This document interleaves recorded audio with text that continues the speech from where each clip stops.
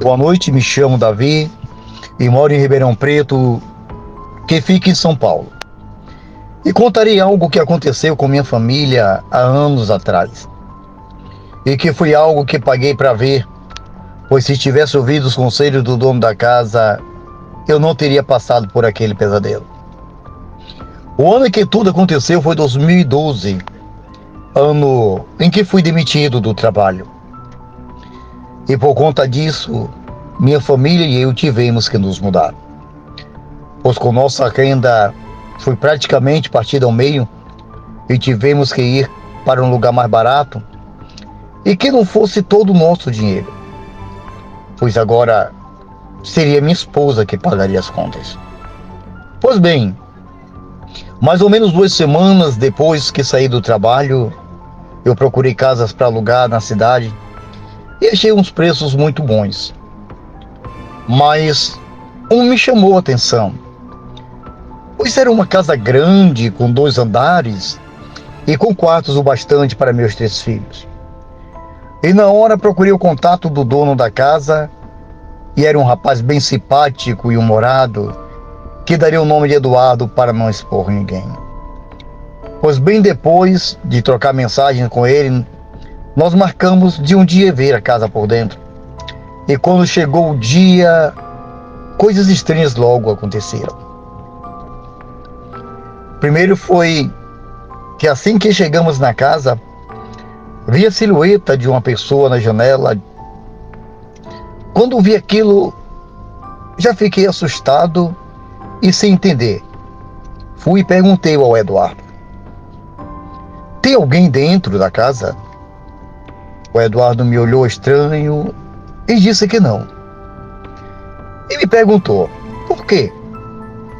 E respondi que não era nada demais. Entramos nela e de dentro saiu um ar quente, um pouco incomum, pois o dia estava frio, mas não liguei muito para aquilo. E só continuei a andar pela casa com o Eduardo, que me mostrava todos os cômodos da casa, e por curiosidade fui e perguntei: qual a história dessa casa? É de um familiar seu? Ou você comprou para alugar? Como ela chegou à sua posse, Eduardo? Ele, com um sorriso do lado, foi e me disse o seguinte: essa casa era do meu avô, que faleceu há bastante tempo atrás, que deixou de herança para meu pai, que não quis morar aqui. E meu pai me deu para eu poder alugar. Eu então, com mais curiosidade, fui e perguntei: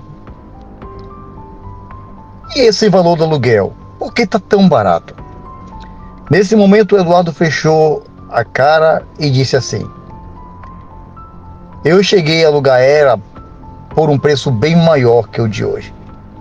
Mas de um tempo para cá, ninguém durava muito tempo morando nela.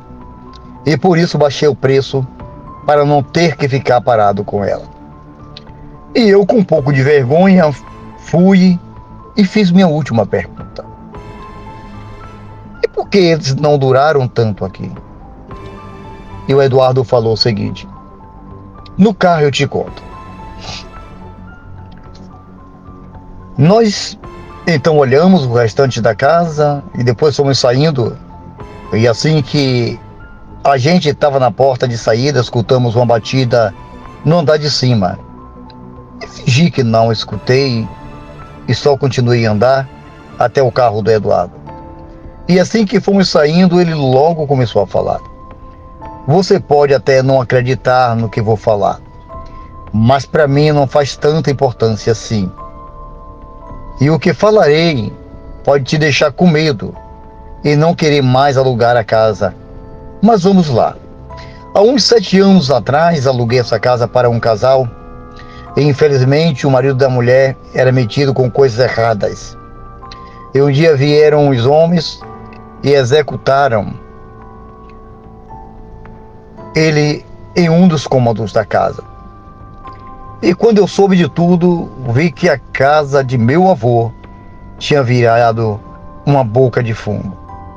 E os dois comercializavam lá, e foi muito difícil para a gente, pois ficamos expostos.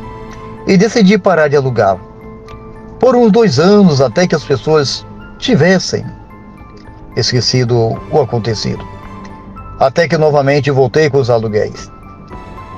E foi aí que tudo começou. Muitas pessoas começaram a relatar aparições de vultos e gemidos pelos corredores, e por isso ninguém durava na casa. E com o tempo só fui baixando o preço para atrair a clientela.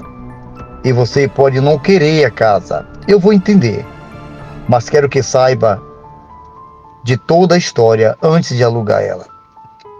Eu fiquei assustado, mas não quis demonstrar medo ao que ele tinha me contado.